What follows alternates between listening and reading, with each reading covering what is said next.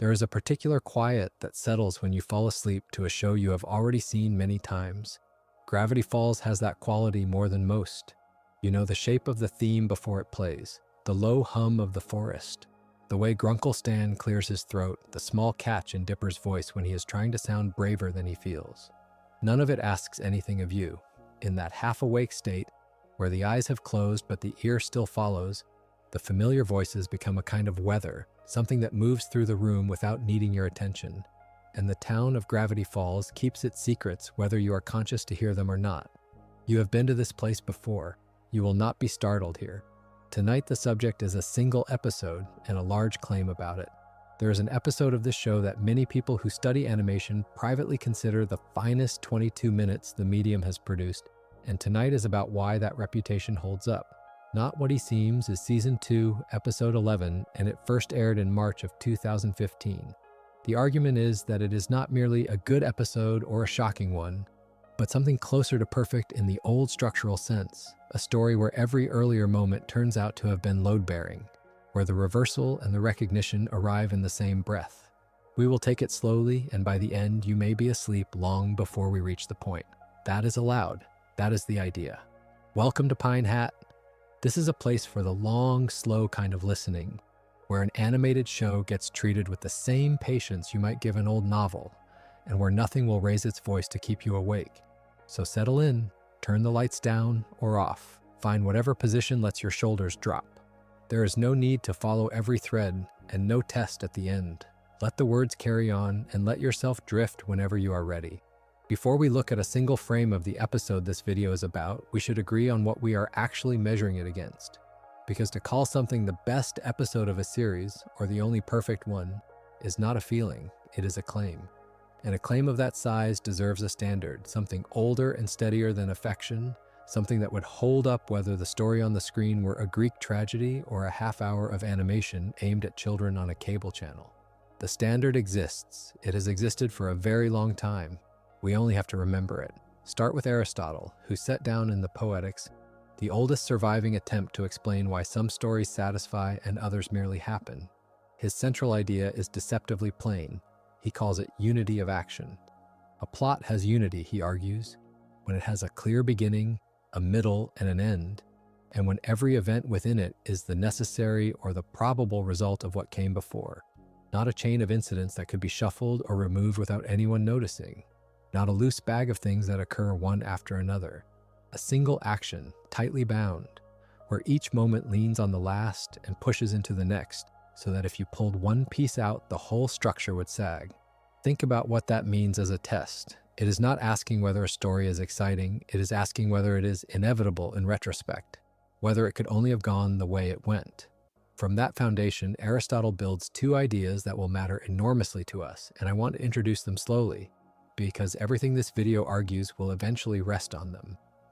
The first he calls peripeteia. We usually translate it as reversal. A reversal is a change of the action into its opposite, a moment where the story turns and everything that seemed to be moving in one direction is suddenly revealed to be moving in another. But here is the crucial part, the part that separates a good reversal from a cheap one. A true peripeteia feels surprising in the instant, and in hindsight feels necessary. It is the outcome you did not see coming and could not have avoided. The surprise and the inevitability are not intention.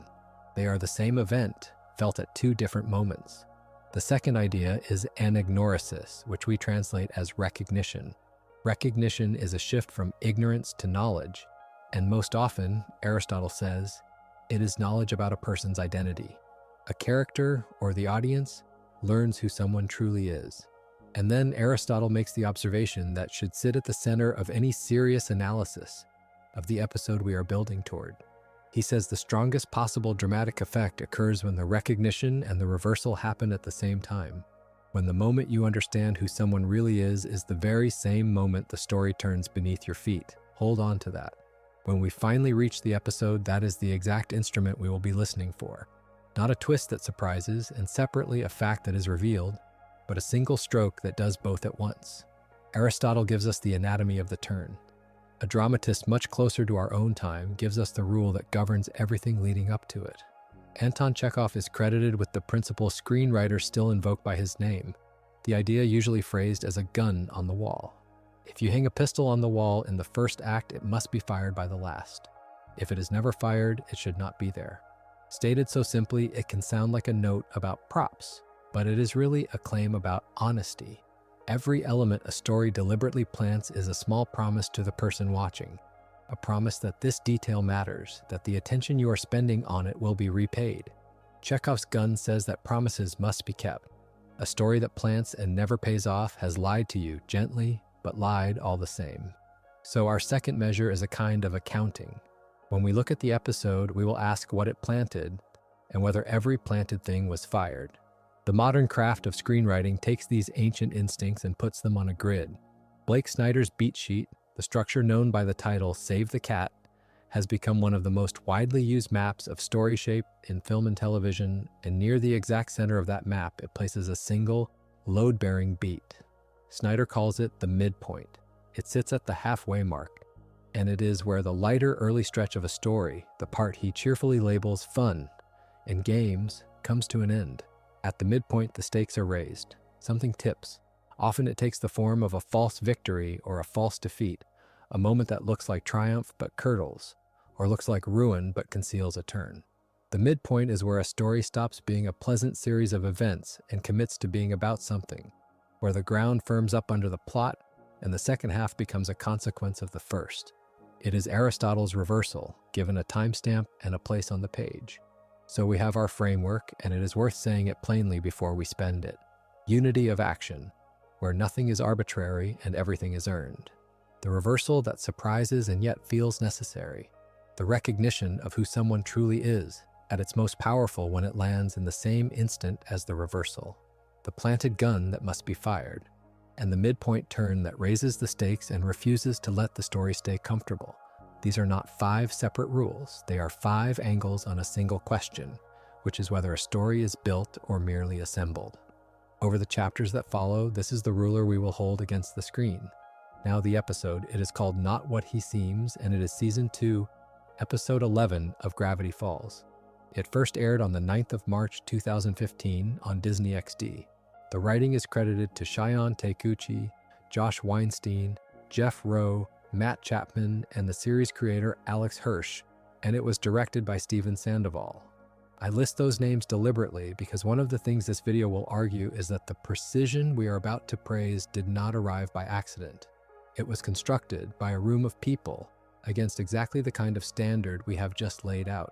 The reception tells its own story, and it is unusually loud for a single half-hour of animation. On its first day, the episode drew 2.06 million viewers to the broadcast, with a further 1.02 million watching online, which made it the highest-drawing Disney XD airing of Gravity Falls up to that point. Numbers like those measure attention, not quality, and we should be careful not to confuse the two.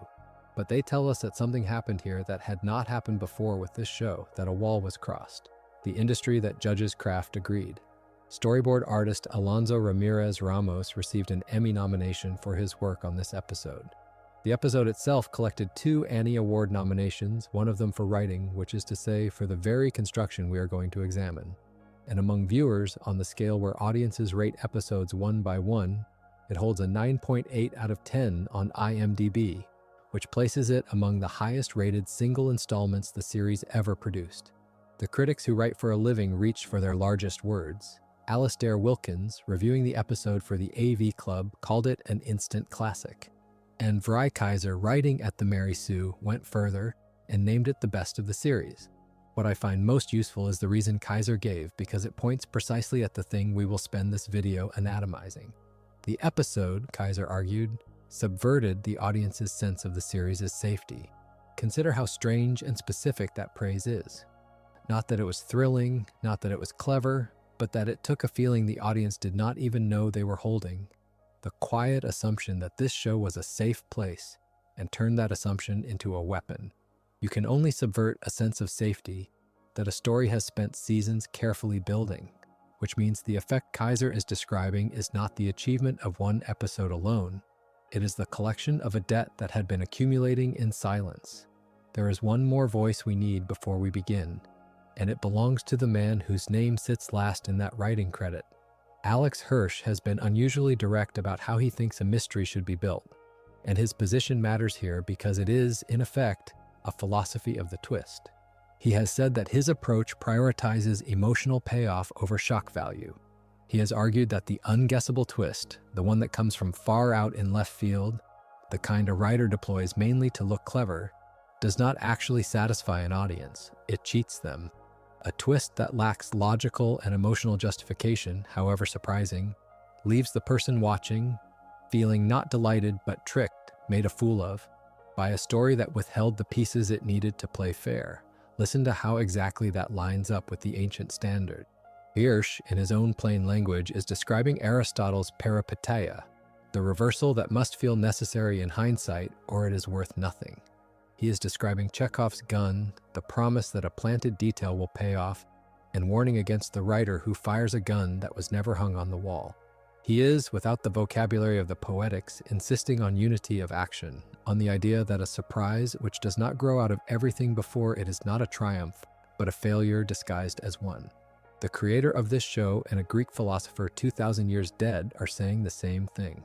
A twist is only earned when it was always there. That agreement is the reason this video can make the claim it makes. When we say not what he seems may be the only perfect episode in the show's history, we are not saying it is the most shocking or the best loved, though the numbers suggest it is loved. We are saying something narrower and harder to argue with. We are saying it appears to satisfy every measure we have laid out at the same time, without a single wasted piece. That the reversal surprises and feels inevitable. That the recognition of who a character truly is lands in the same breath as the turn, the way Aristotle said it should. That every gun the series had quietly hung on its walls across 2 seasons is fired here, and fired together. That the midpoint does exactly what a midpoint is built to do, ends the fun and raises the stakes and refuses to let anything feel safe again. And that the whole of it holds together as a single unified action in which nothing is arbitrary and nothing is spent for effect alone. Whether the episode truly earns all of that is the work of the chapters ahead. For now, it is enough to have the standard clearly in mind, to know what perfect would even mean before we go looking for it, so that when we finally watch the reversal arrive, we can say, with something firmer than enthusiasm, precisely why it works. The frame is set, the measure is chosen. Everything after this is the testing of a single, careful claim against the oldest rules we have for telling whether a story was built to last. There is a particular kind of confidence a story earns when it decides, early, exactly where it is going and refuses to rush there. Season 2 of Gravity Falls opens with that confidence already in its hands.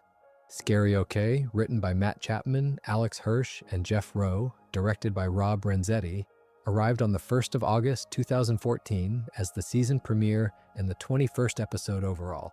What it does in its first moments is quiet, almost withholding. It does not restart the story from a clean place. It opens exactly where the season 1 finale, Gideon Rises, left off. And it opens not on the children, not on the party that is about to happen, but underground, on Stan, alone in his secret lab, still at work on the portal machine. Consider what that choice signals before a single line of the episode's real plot begins. The audience has just spent a season learning to read Stan Pines as a comic figure, a huckster, the gruff center of a tourist trap. And the very first image of the new season places him below the house he pretends to own honestly, tending a machine none of the children know exists, looking at a photograph of Dipper and Mabel and worried in effect that they will find out. The premiere is telling you, in its opening frames, that the real story is the one happening beneath the floorboards. It does not explain the machine, it does not name what Stan fears, it simply lets you see him look at the picture, and it trusts you to remember that image for a long time. Then it goes upstairs and pretends to be a lighter thing. The Pines family throws a party, a Mystery Shack is Back celebration, meant to return everyone to normal after the ordeal with Lil Gideon. The premiere wears the shape of a fresh start, a return to the familiar rhythm of the shack, and that surface matters. A slow burn needs a surface. It needs the audience relaxed, believing the season will proceed as an anthology of Monster of the Week adventures, so that the buried thread, the man and the machine and the photograph can keep its heat low and unnoticed. The celebration is crashed by unwelcome guests, and the episode gives you your scare and your comedy. But the writers have already done the important work in the cold open, and they did it by refusing to look away from Stan when every instinct of a premiere says to look at the kids. Move forward to the 8th of September and to Sock Opera, written by Alex Hirsch and Shion Taikuchi, with additional material by Zach Paez, directed by Matt Browley and Joe Pitt. On its face, this is a divided episode, two obsessions running in parallel. Mabel throws herself into preparing a sock puppet rock opera, an elaborate handmade spectacle meant to impress a local puppeteer she admires. Dipper, meanwhile, is fixated on cracking the secrets of Journal 3, and specifically on a password-protected laptop he cannot open. One thread is warm and slightly absurd. The other is about to turn the season. Think about the state the series puts Dipper in before it springs its trap. He is frustrated. He is sleep-deprived. He has been grinding at a lock machine for too long with too little rest, and it is precisely in that condition that Bill Cipher appears to him on the roof of the Mystery Shack. Bill offers to unlock the laptop. In exchange, he asks only for a vaguely worded, small favor, and Dipper, worn down and impatient, accepts. The writing here is careful about motive. It does not make Dipper foolish. It makes him tired, which is a different and far more sympathetic thing, and it means the audience understands the mistake even as they wish he would not make it. A deal struck out of exhaustion reads as human. That is what makes it land. The favor, of course, is not small. Bill's price is to possess Dipper's body, and he uses that stolen body to try to destroy Journal 3. And this is the moment the series lets its mask slip on Bill himself. Até essa altura, Bill já não era apenas uma piscadela cômica dentro de sonho, pois em Dreamscaperers ele já tinha aparecido como autêntico demônio da mente, cruel e calculista, capaz de invadir a cabeça do tio Stan e ameaçar todos à sua volta. Here, for the first time, the audience sees his true threat level. He is not a dream gag. He is a force that will take a child's body and use it against the very object the children have been protecting. It had been keeping that danger in reserve, letting Bill accumulate familiarity, so that when it finally revealed what he was willing to do, the revelation carried the weight of everything it had withheld. Sock Opera also plants a smaller tool that looks, at first, like a throwaway.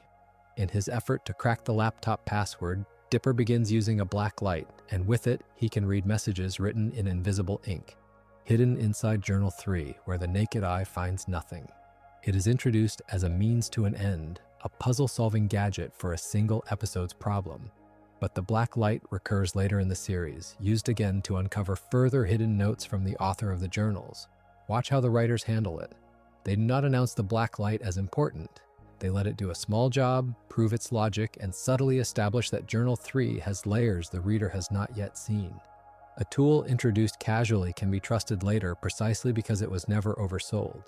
The audience has already accepted that invisible ink exists in this book, so the next time the black light appears, no explanation is required, and the story can move faster. That is the mechanic worth sitting with. A slow burn is not only about hiding information, it is about pre-installing the means by which information will eventually be revealed, so that when the reveal comes, it feels discovered rather than delivered. The photograph in Stan's lab, the true face of Bill, the black light over hidden ink, each is a component set down early and left to wait. The 7th episode of the season, Society of the Blind Eye, makes this loading process into its very subject. It aired on the 27th of October, 2014, written by Matt Chapman and Alex Hirsch, with additional material by Zach Paez, directed by Sunil Hall. The premise is a machine for forgetting. The Blind Eye Society is a secret order that uses a memory-erasing gun on the residents of Gravity Falls, making them forget their supernatural encounters. And each memory that is taken is not destroyed but stored, sealed as a glass tube in a place called the Hall of the Forgotten. Picture that hall, a room full of stolen recollections, labeled and shelved, every strange thing the town has ever seen removed from the people who saw it and kept instead as inventory. The origin of that gun is where the episode connects to the deeper story. It was built by Fiddleford McGucket, and he did not build it to police the town. He built it to erase his own memories, the guilt-ridden recollection of having helped build a mysterious portal. Only afterward did he found the society and begin turning the device outward, onto everyone. Hold that against the premiere. The first image of the season was Stan and a portal machine and a fear of discovery. Now the season slips in a second man, unnamed in his role here as anything but McGucket, whose entire ruin came from helping build a portal he could not live with remembering. The season is circling the same object from two directions without yet joining the lines. And then the episode does something structurally bold. It offers the audience an answer to the season's largest question, the identity of the journal's author, and it offers a false one. The episode is built as a red herring. It leads viewers to suspect that McGucket is the author and then reveals that he was only the author's assistant, deferring the true answer to a later episode.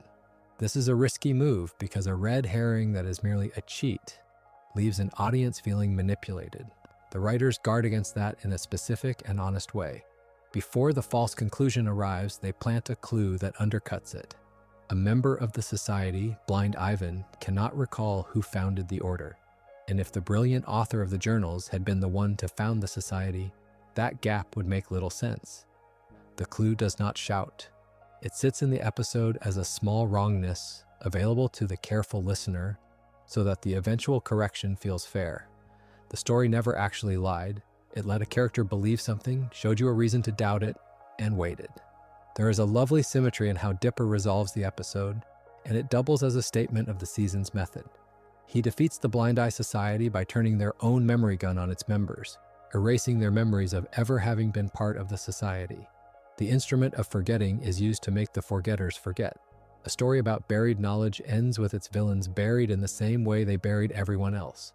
It is a neat piece of plotting, but it is also thematically exact because this entire stretch of the season is about what is hidden, what is stored away, and who controls whether it comes back. Now step back from the 3 episodes and look at the calendar, because the calendar is part of the craft here.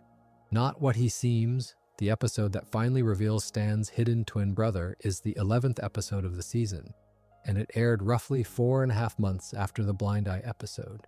Between the setup episodes and the reveal, the broadcast itself went quiet, a genuine mid-season gap in which the audience was left holding everything the season had loaded and given no immediate release for it. Think about what that does to a slow burn conducted in public, week by week, with real-time passing between installments.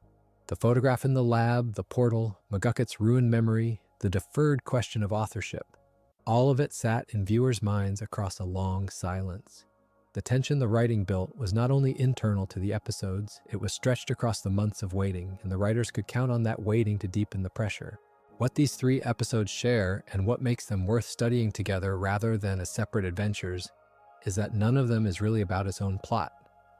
Scary-oke is nominally about a party crashed by unwelcome guests, but its true business is the man underground with the photograph. Sock opera is nominally about a puppet show and a locked laptop, but its true business is revealing what Bill will do and handing Dipper a black light that will matter again. The third is nominally about a cult of forgetting, but its true business is dangling a false author, correcting itself with a planted doubt, and tying a second portal-haunted man to the machine the season opened on. Each episode pays its own entertainment debt in full while doing a second hidden job for the season's spine. That is the discipline of a good slow burn, and it is a discipline, not a trick. The writers never let the surface episode feel like filler, because a burn only works if the audience is willing to keep watching the surface. So Mabel gets her opera, the town gets its monsters, Dipper gets his mysteries, and every one of those pleasures is real. But underneath, with great patience, the season is setting down one component at a time. A worried look at a photograph, a tool that reads invisible ink, a machine that stores what people are made to forget. A doubt planted so a later correction will feel earned.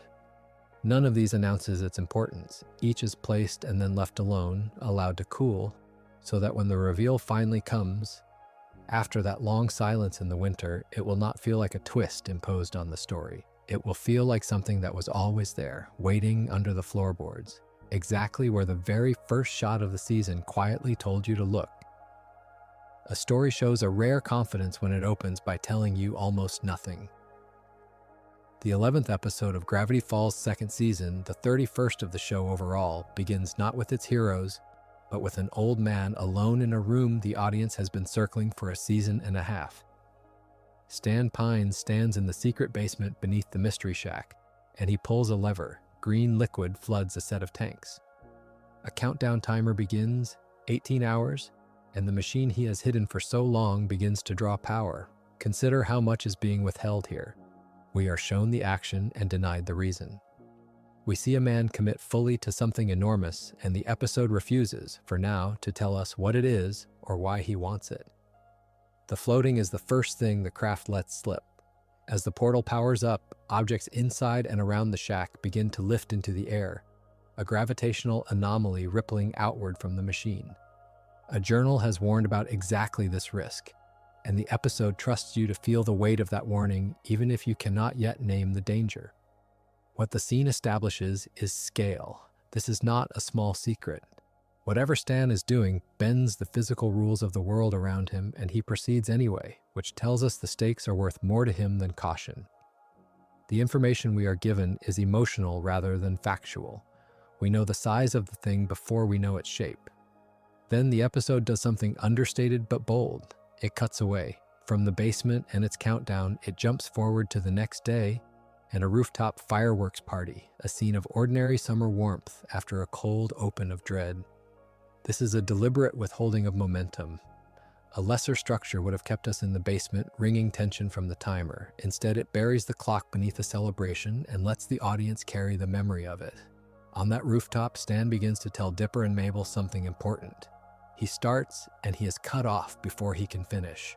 The disclosure is withheld entirely, snatched away in the moment it seems about to arrive, and this is the second time in a handful of minutes the episode has shown us the doorway to an answer and closed it. Think about what that repeated gesture does to a viewer. The cold open denies us the why. The rooftop denies us the confession.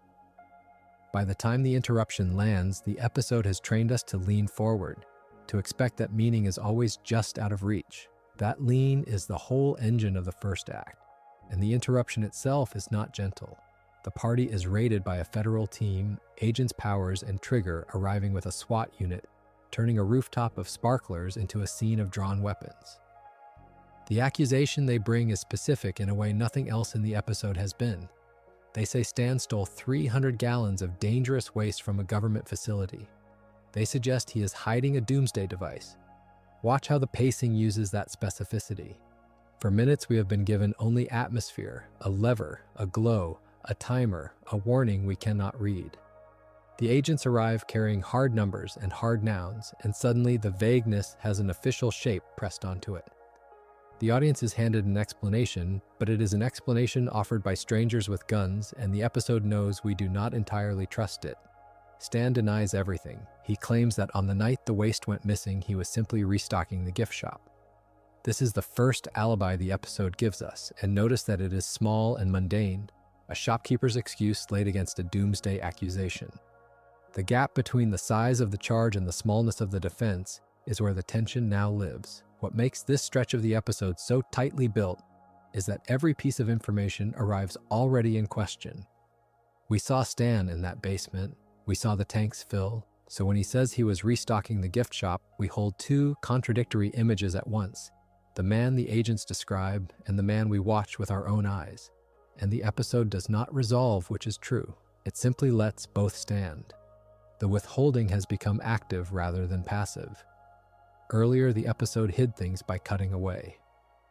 Now it hides the truth in plain sight, letting a denial sit beside a memory that contradicts it. After the arrest, the act makes its cleanest structural turn.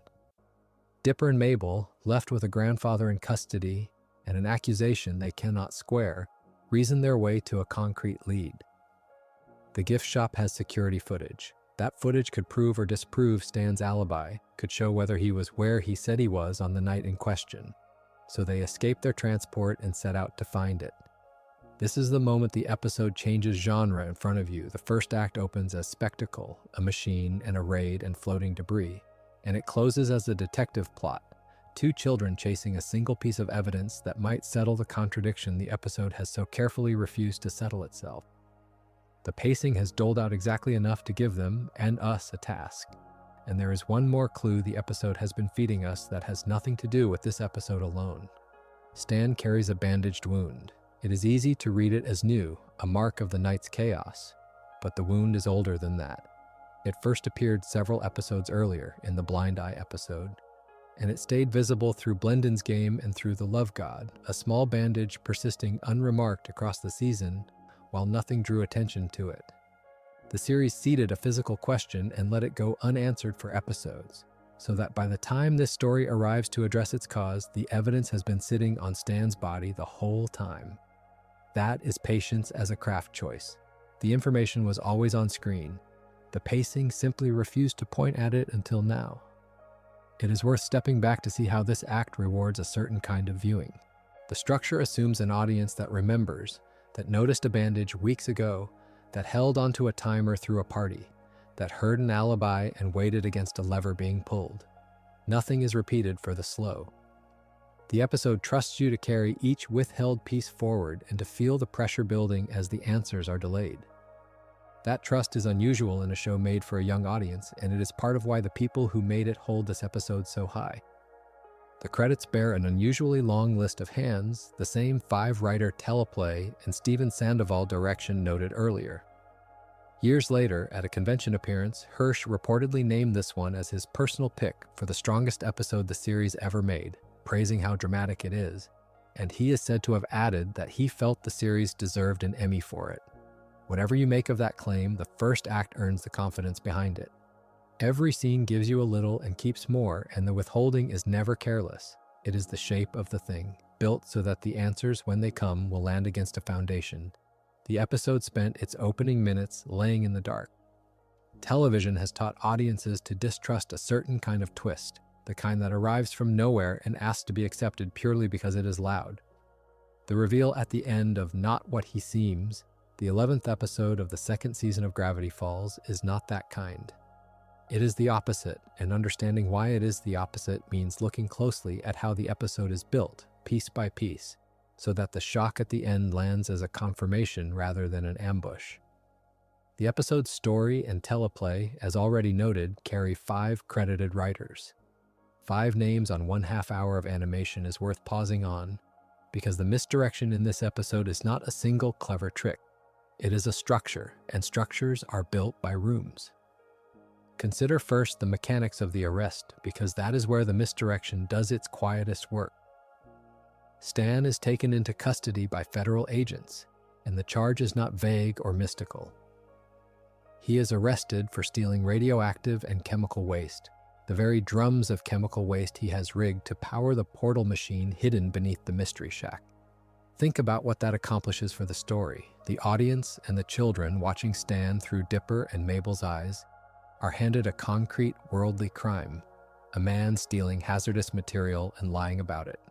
The episode wants you, for most of its length, to read Stan as a villain of the ordinary sort, a con man whose cons have finally caught up with him. Every fact the episode gives you in the arrest points toward the smaller, more cynical reading. That is the misdirection working exactly as designed, using true information to build a false conclusion. The federal agents themselves are the second load-bearing element.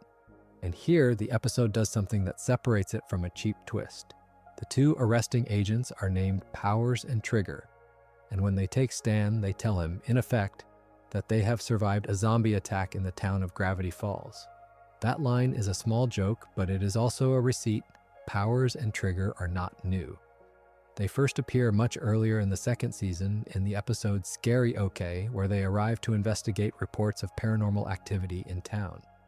So when the raid comes, it is not a random federal intrusion invented for the sake of a plot the story suddenly needs. It is a payoff. The series planted these men earlier, gave them a reason to be circling the town, and then let that reason mature into the raid that drives the whole episode. A lesser show would have introduced the agents in the same episode they arrest Stan. Gravity Falls introduced them 7 episodes prior, doing what they do, and simply let time pass. When the payoff and the setup live in different episodes, the audience feels the world as continuous rather than convenient. There is a craft principle underneath this that is easy to state and hard to practice. Misdirection is only fair when every piece of it is also functioning as honest storytelling. The waste is a real charge and also a clue about the machine. The agents are a real threat and also a callback to established characters. Nothing is invented purely to fool you. Everything that misdirects is also doing legitimate work in the plot, which means that when the reveal recolors it all, you cannot accuse the story of cheating. It only used what it had already fairly shown you. Then the portal activates, and the episode's real subject arrives. As the machine comes to life, gravity anomalies ripple through the space, objects and people lifting and drifting, the physics of the room coming undone.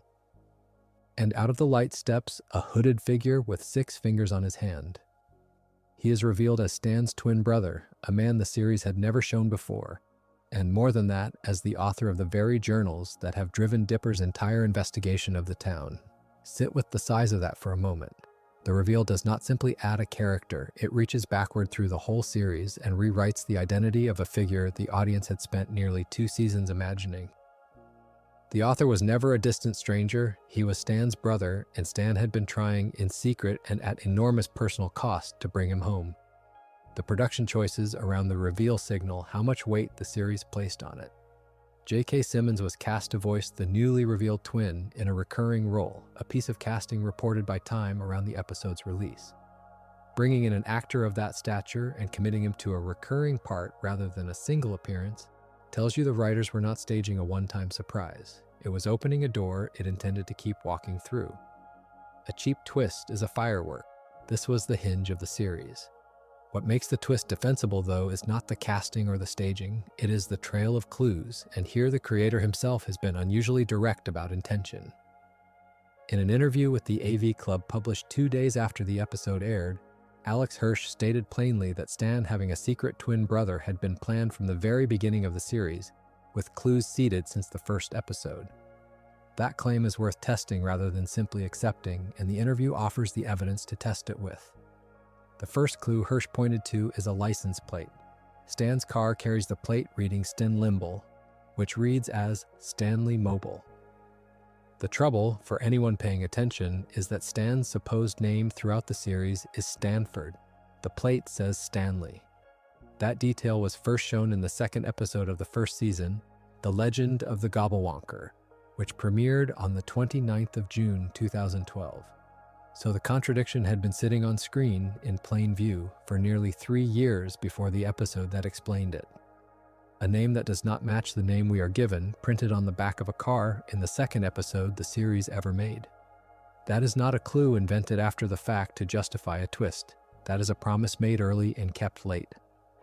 The second clue Hirsch cited is emotional rather than textual, and it is the more sophisticated of the two. In Headhunters, early in the 1st season, there is a wax museum of figures, including a wax double of Stan himself. When that wax double is destroyed, Stan reacts with a genuine, disproportionate distress at the death of a figure that merely looks like him. On first watch, that reaction reads as vanity, or as a running joke about a man too attached to his own image. Read again after the reveal, it becomes something else entirely. A man who has spent decades unable to save his own twin, watching a copy of his own face be destroyed, and feeling that loss far more sharply than the moment seems to warrant. Hirsch described this as a deliberately planted emotional clue foreshadowing the twin reveal. Think about the discipline that requires to plant a clue not in dialogue, not in a prop, but in the calibration of a character's grief, and to trust that the audience will only understand it years later. This is the difference between a twist that reads as cheap and a twist that reads as fair, and it is a difference of trust. A cheap twist withholds information the story needed to have played fair, then produces it triumphantly.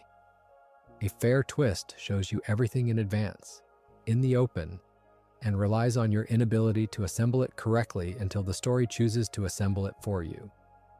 The license plate was always readable. The grief in the wax museum was always on screen. The agents were always circling the town. The charge was always about the machine.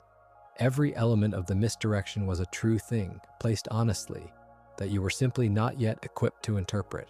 When the portal opens and the 6-fingered man steps through, the episode is not springing a trap. It is handing you the key to a lock you have been looking at since the 2nd episode. There is a warmth in that if you look for it beyond the mechanics. A twist built this way is an act of respect toward the audience.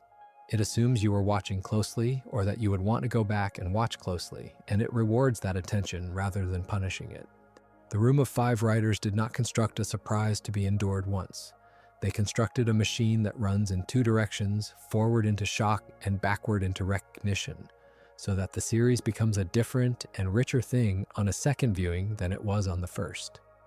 That is the mark of a story that knew what it was from the beginning, and simply waited patiently across 3 years and 2 seasons for the moment it had always been building toward to finally arrive.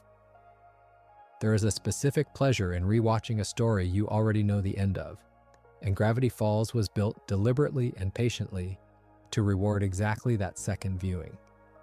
Not What He Seems is the moment the series turns its own machinery inside out, and almost nothing in it is invented on the spot. The pieces were laid down years earlier, in plain sight, waiting. What follows is not a retelling of the twist so much as an accounting of the debts the series paid off in that half hour and of how long it had been carrying them.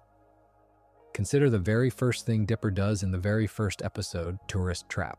He is out in the woods and he finds a tree that is not a tree, a hollow shape made of metal, and inside it an old electronic device with 2 wires, one of them cut clean through.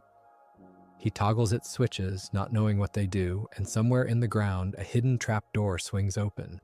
Think about what that image is doing before the series has earned any trust from you at all.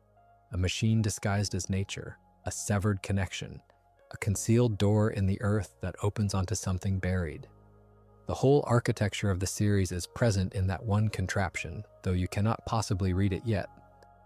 You simply see a curious boy find a hidden door, and you follow him down. What the door leads to is Journal 3, and the journal is the second seed. It is filled with notes on the creatures of the town, gnomes and beasts, and the ordinary strangeness Dipper will spend the summer cataloging. But tucked among those notes is a sentence that reaches much further than any gnome. The author writes of an even greater cover-up hidden within the town's wondrous past and present. Read that line in the first episode and it sounds like atmosphere, the kind of ominous flourish a mystery show hands you to keep you watching. Read it after you know what lies under the mystery shack, and it stops being flourish and becomes a thesis statement. The series told you in episode 1 that the creatures were the surface and something larger was underneath. It simply trusted you to forget until the right moment. Then there is the matter of a license plate. In The Legend of the Gobblewonker, early in the first season, the camera shows Stan's car, and the plate reads Stenlimble. It is a vanity plate, a small visual joke, the sort of background detail a viewer's eye slides past on the way to the next gag, Stanley Mobile. But the program at that point has told you the old man's name is Stanford. The plate says Stanley. For most of 2 seasons, this sits there, an apparent inconsistency, a typo you assume the animators made or a nickname you assume the character chose. It is neither. It is the truth, printed on metal and bolted to the back of his car, early in the show's run. The man you are watching is not the Stanford you think he is, and the evidence has been driving around town the entire time. The show goes further than hiding the fact in a picture. It hides it in the sound. The opening title sequence, the one that plays before nearly every episode, contains a passage of backward audio, a cryptogram of the kind Gravity Falls loved to bury in its margins. And when you reverse it, the voice says, plainly, that Stan is not what he seems.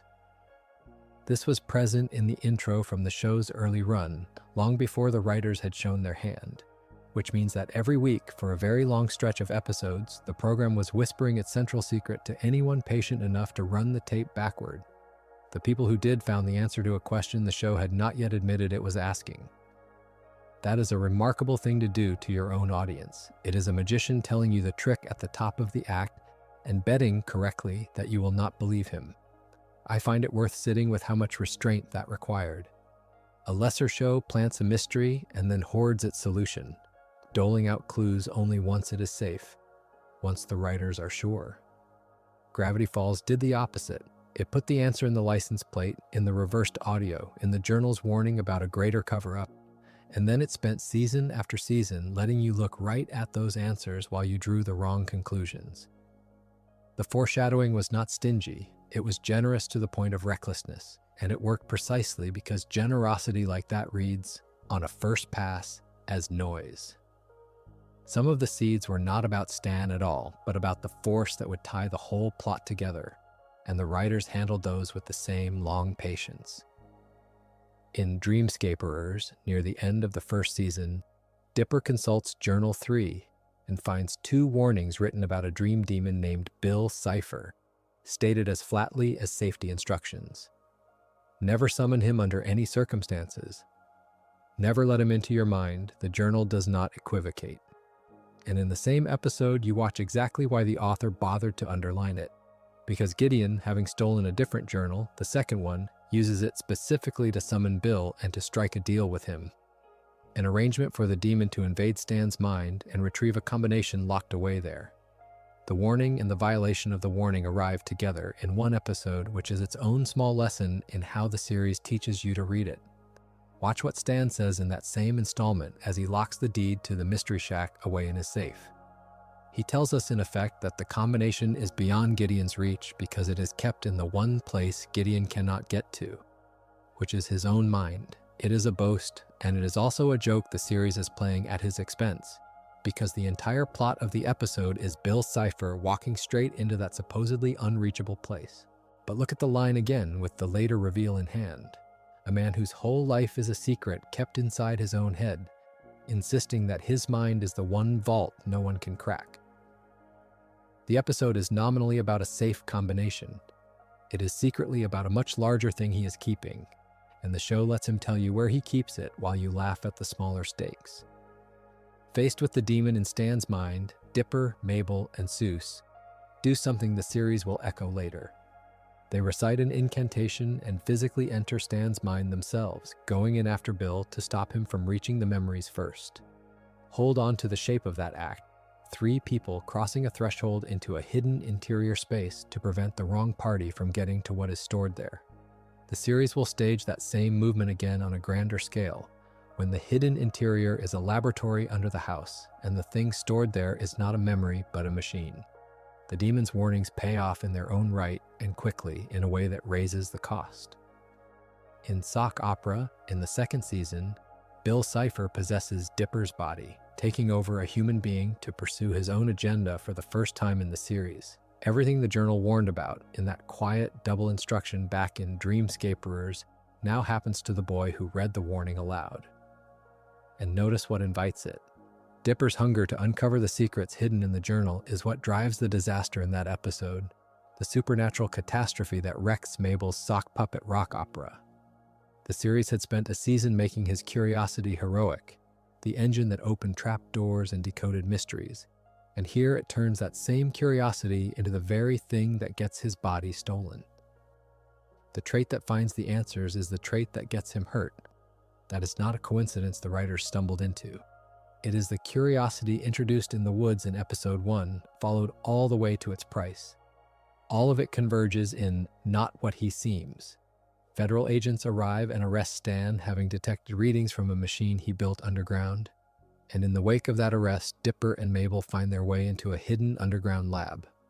There, at the bottom of the house they have lived in all summer, is a working portal, and beside it 2 more journals, the missing companions to the one Dipper found in the woods on his first day. Every early image is here, redeemed. The concealed door in the earth from Tourist Trapped was rehearsal for this door. The severed wire in that first disguised machine was a rhyme for the machine that now hums back to life. The journal's line about a greater cover-up beneath the town's wonders was describing this room, this portal, this exact secret written before you had any way to know it. And then the payoff, the license plate, and the backward audio had been promising for 2 full seasons. The portal reactivates, and out of it steps a man with 6 fingers on his hand, and Stan identifies him as the journal's author and introduces him as his twin brother. The whole apparatus of foreshadowing resolves in that single figure. The plate that read Stanley rather than Stanford was never a mistake, because there are 2 men and only one of them is Stanford.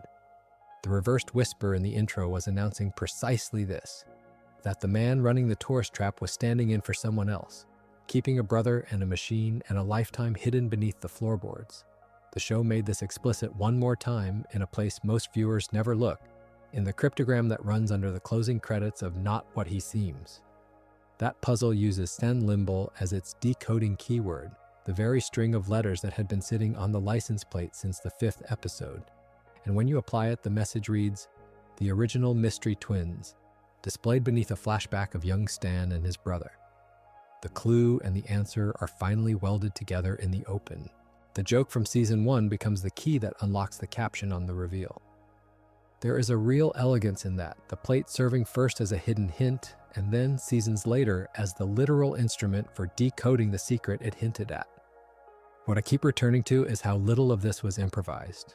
A weaker mystery survives on withholding, on keeping the audience in the dark and then flooding the room with light at the end. Gravity Falls kept the lights half on the whole time. The door in the ground, the cut wire, the journal's promise of a deeper cover-up, the name on the car, the reversed whisper in the theme song, the demon's warnings and the boy who ignored them, all of it visible, all of it load-bearing, all of it waiting for the twin to step out of the portal and make the pattern legible at last.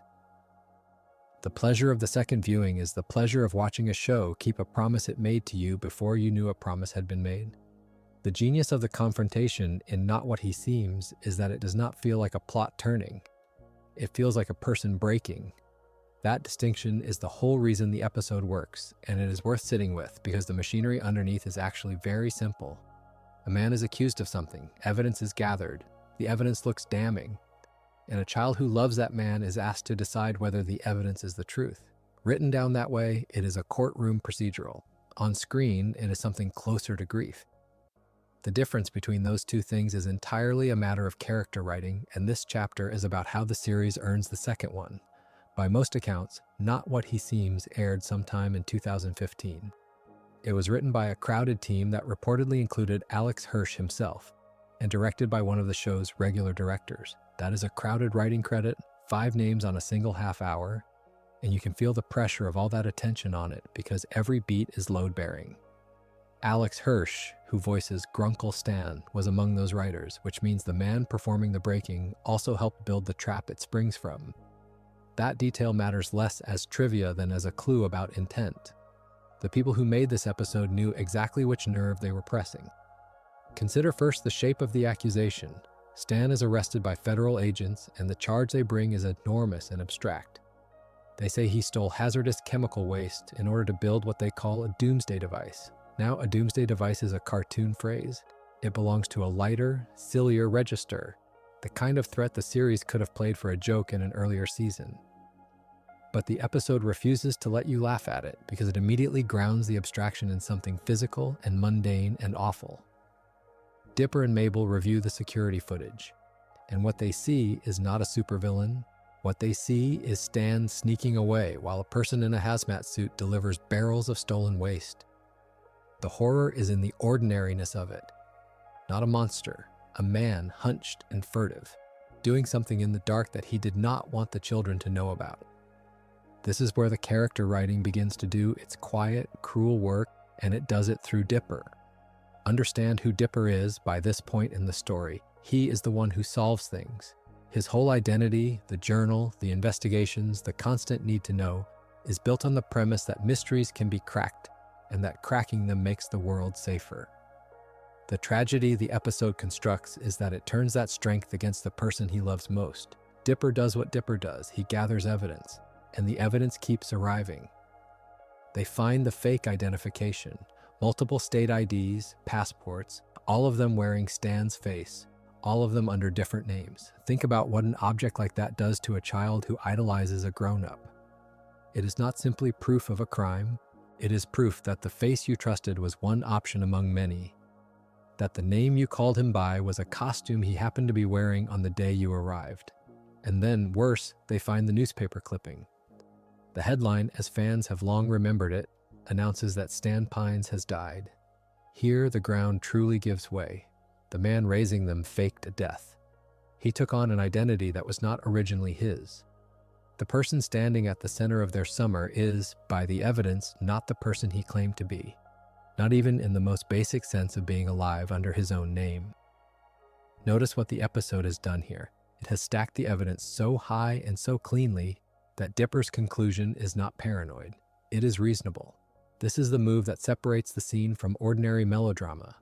A lesser version of this story would make the accusing child a little foolish, a little quick to judge, so that the audience could feel superior and safe.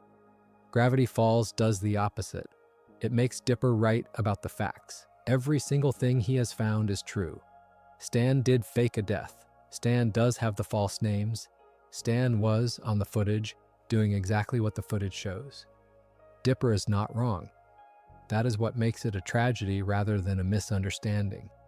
A misunderstanding can be cleared up. What Dipper is facing cannot be cleared up because the facts genuinely point where he thinks they point. And so we arrive at the countdown and the argument and the choice. The machine is coming to life. A counter is running toward its end. And the confrontation, which the chapter frames as the emotional core, is not really settled between Dipper and Stan at all. It is displaced onto Mabel, which is a remarkable structural decision. Dipper argues that the portal must be stopped. He is holding the evidence, and the evidence says stop. Stan is on the other side, and he does something the series has spent 2 seasons teaching us he cannot do. He begs, he pleads with Mabel not to shut it down. In the episode, he says simply, "Mabel, please." To feel the full weight of that word, you have to reach back to season 1, to the episode Boss Mabel. In that earlier story, Stan is on a game show, 1 bonus word away from a $300,000 jackpot, and the word he needs to guess is please. And he cannot say it. He loses the money rather than produce that single small syllable of humility. The show planted that quietly, seasons in advance, and most of the audience would have forgotten it, but the writers did not forget it.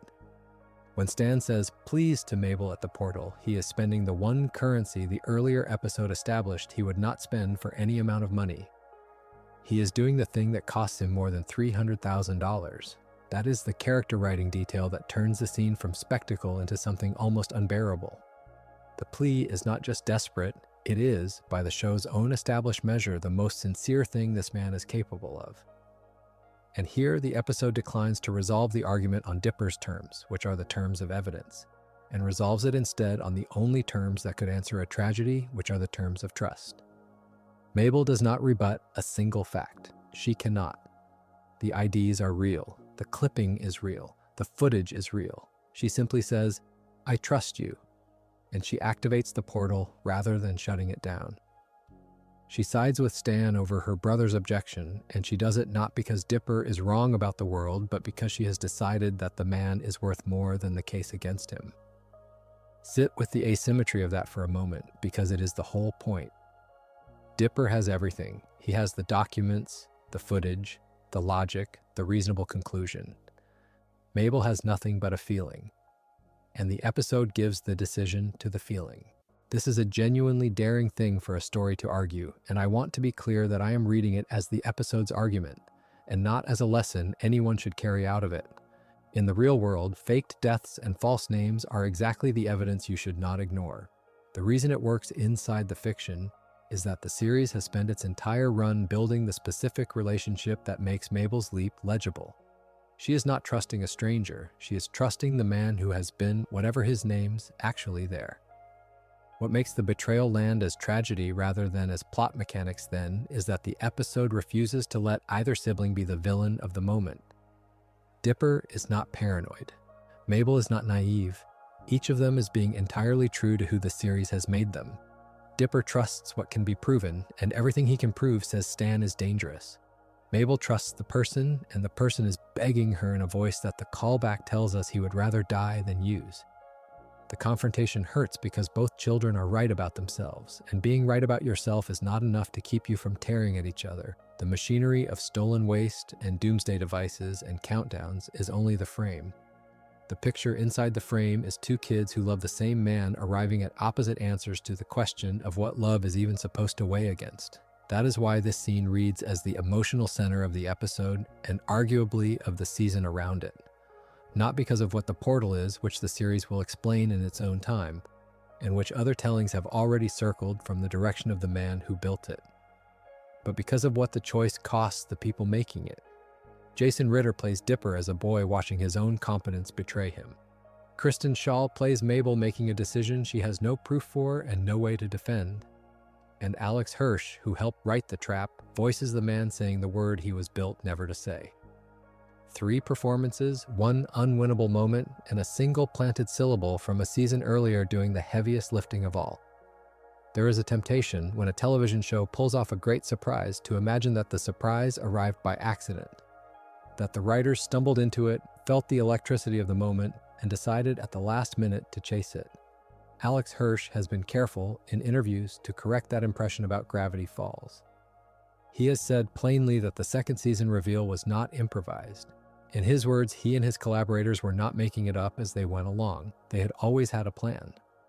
That single sentence reframes everything about the episode that concerns us here, because it means that the moment so many viewers remember as a shock was, on the other side of the screen, the calm execution of something designed long before. The episode itself carries the marks of that design in its credits, which are worth pausing on the way you might pause on the foundation stones of a building. Not What He Seems is the 11th episode of the second season, written by that same room of five and directed by Steven Sandoval. Its storyboards were the work of Sabrina Coutinho, Alonso Ramirez Ramos, Dana Terrace, and Luke Weber. Read those names slowly. They matter because the story we are telling is not the story of a lone author with a secret.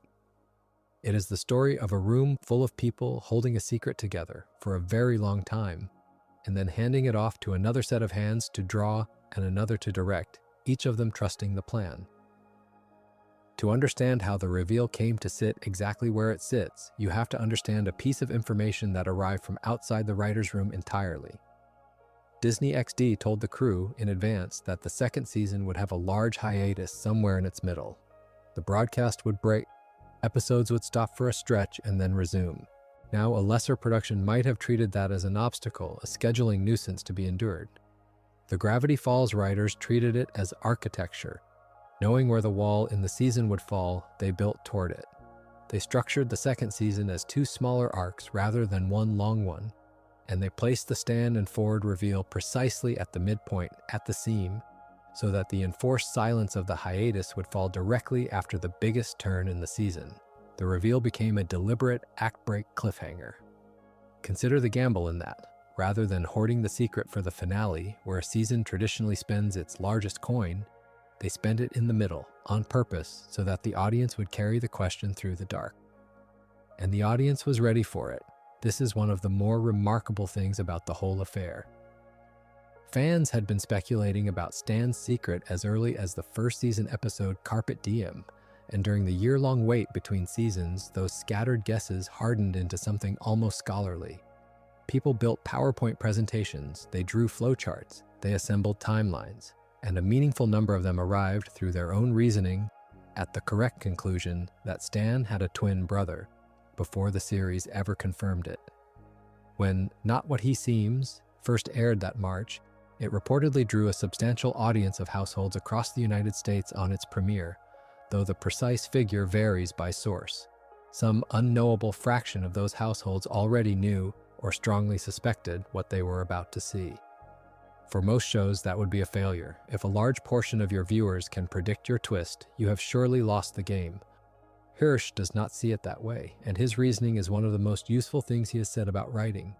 He has described his philosophy as prioritizing the audience's satisfaction over pure shock. Staying ahead of the audience, he has said, is important, but not as important as satisfying them. Weigh that inversion for a moment. It runs against the instinct of the twist-obsessed writer who measures success by how many people gasped. Hirsch is measuring something else. He is measuring whether the reveal, once it lands, feels earned, whether it clicks into the shape the story had been promising all along. A viewer who guessed correctly and then watches the series confirm it with grace is not disappointed. That viewer is vindicated, which is its own deep pleasure. This is why the foreshadowing was not incidental. Hirsch has said the writers deliberately hid clues throughout the series, seeding them so that a persistent viewer could solve the mystery on their own. The PowerPoints and flowcharts were not a leak that slipped past the writers. They were, in a sense, the intended result. A well-made mystery is a fair one, and fairness means the answer is present in the evidence for anyone patient enough to gather it. The fans with their timelines were playing exactly the game the writers had laid out for them. Hirsch has described the discipline behind that game in interviews, and it is one of the most practical rules he has offered about seeding long-running secrets. Start, he said, with a few things you can actually solve. Do not ask a question at the beginning that you do not know the answer to. This is a caution against a very common trap, the mystery box that dazzles because its author has no idea what is inside it. Such stories can hook an audience for a season, sometimes two, but they collapse when the answers come due because the answers were never written. Gravity Falls was built the other way around. The questions were posed only after the solutions existed. The clues could be fair because there was a real target for them to point at. What is fascinating is that this rigor at the level of plot coexisted with genuine open-endedness at the level of character. The two things sound contradictory, and they are not. Hirsch has described the creation of Forward as an iterative process in the writer's room, less like unveiling a portrait than like stacking and restacking children's blocks. In his description, they were putting blocks together, moving them, setting them up, and it was only at the last second that a Ford was revealed. The structural fact that Stan had a twin, that the twin would be revealed at the mid-season break, could be fixed and certain, while the specific human being who would step through that door remained genuinely undetermined for a long time. How undetermined? Consider that an early version of Ford was conceived as bearded and more zen, a hippie sort of figure, and that at one point the crew even entertained the idea of the actor Jeff Bridges in the role, before both the design and the casting settled into the character who finally became Stanford Pines. That is a startling distance to travel. The mysterious man behind the portal could have been a mellow, serene presence, a very different weight to place opposite Stan's gruffness. The version audiences met is the survivor of that block moving, the last shape standing after every other had been tried and set aside. It is worth holding both facts at once. The plan was firm. The person the plan delivered was still, until nearly the end, being invented. The machinery that generated episodes like this one worked from a deceptively simple system, and Hirsch has explained it. The writer's room kept two running lists, one cataloged paranormal and science fiction territory, the genres and areas the series could plunder, the ghosts and time machines and dimensional horrors. The other cataloged character beats, the emotional turns the family at the center of the show needed to take. An episode was broken by finding a way to fuse one item from each list into a single cohesive thing. A supernatural premise on its own is just spectacle. A character beat on its own is just melodrama. The writers insisted that the two be welded together, that the monster of the week be the vehicle for the feeling of the week. Apply that logic to the reveal, and its whole design becomes legible. The sci-fi element, the portal, and the stranger it disgorges is inseparable from the character element the brother Stan has been hiding, and the trust between the twins that the whole series has been circling. So when you watch Not What He Seems, you are watching the convergence of several long lines of intention. You're watching a plan that existed before the series had proven it could survive to its second season.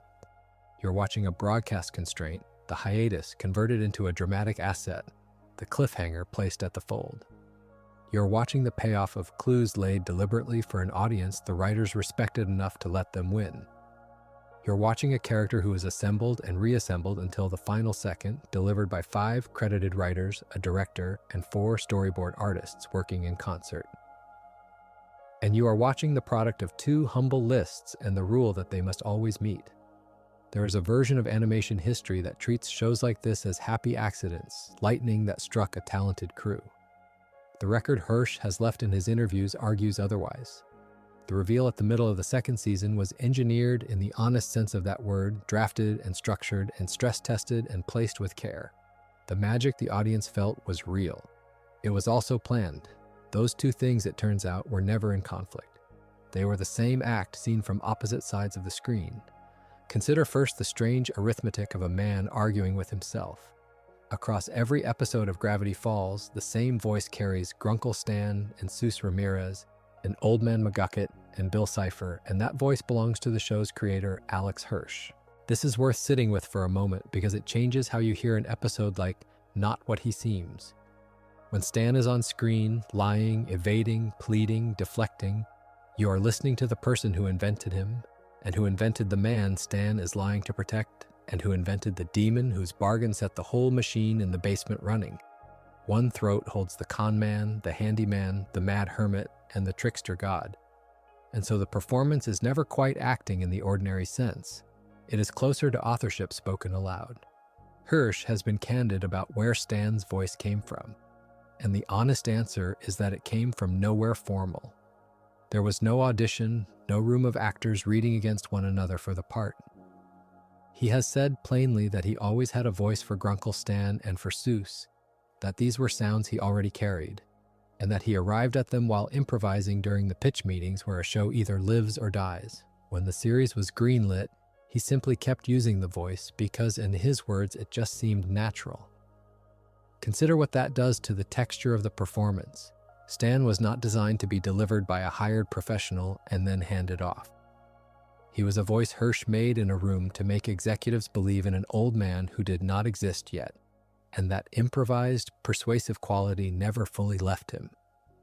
Stan is, at the level of sound, a pitch. He is a thing being sold to you. The origin of the character splits neatly in two, and the split is instructive.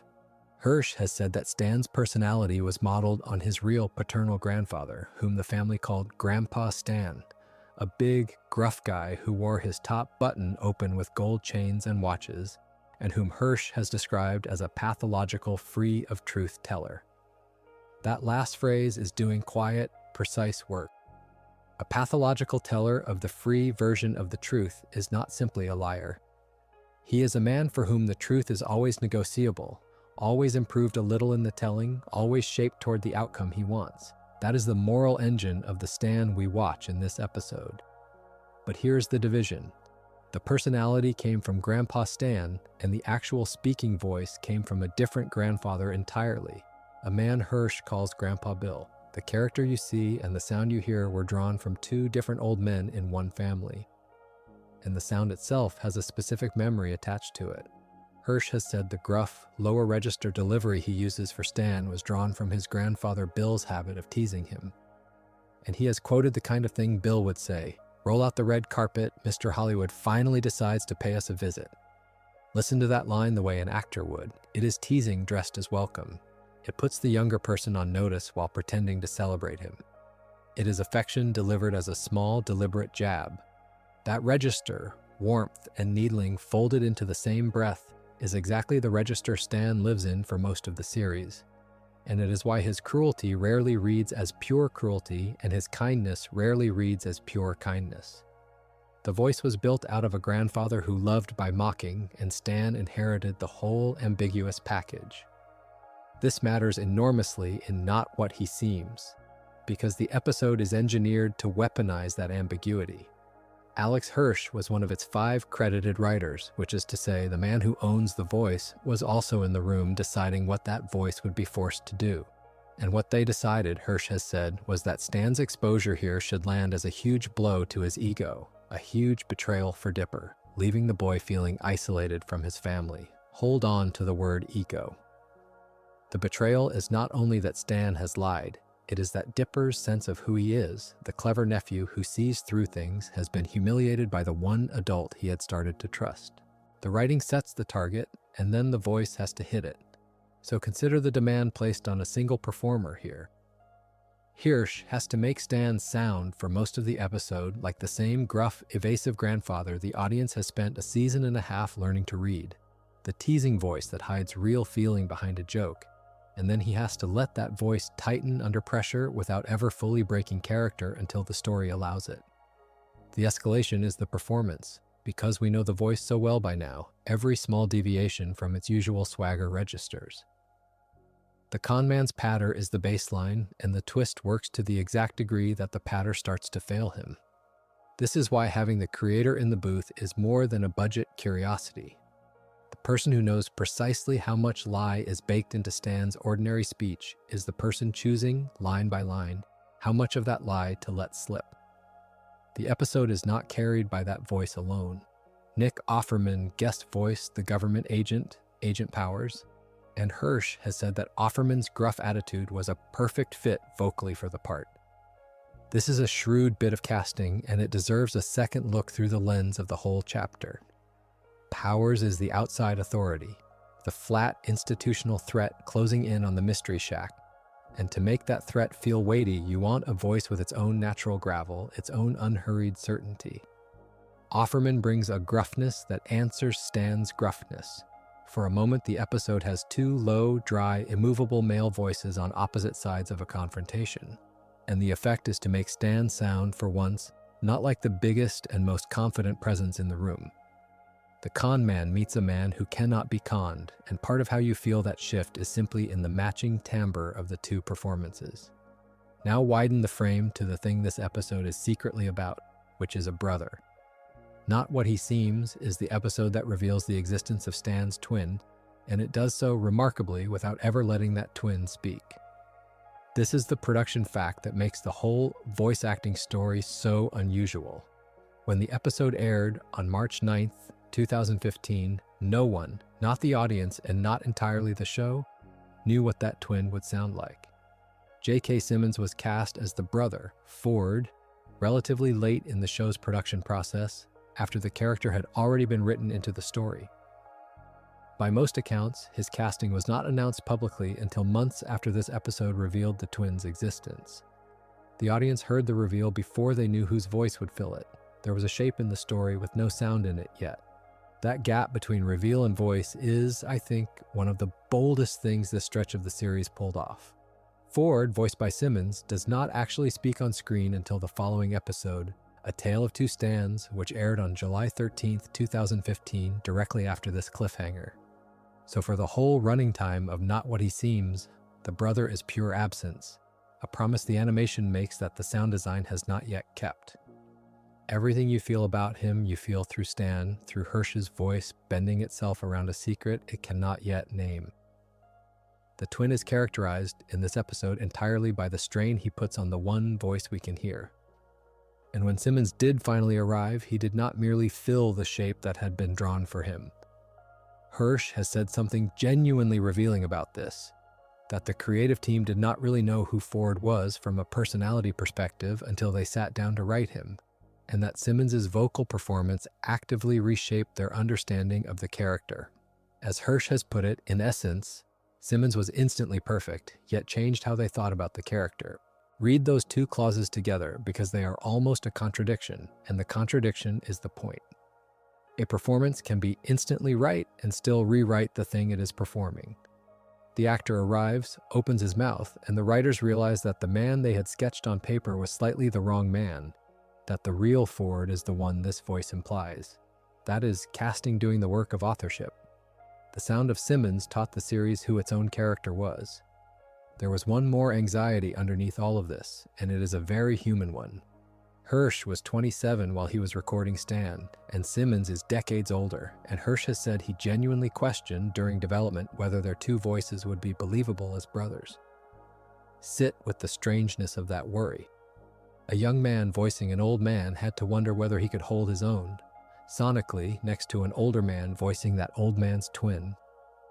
The illusion of Stan's age, so complete that we never think to question it, was in fact a performance that had to survive being placed beside the real thing.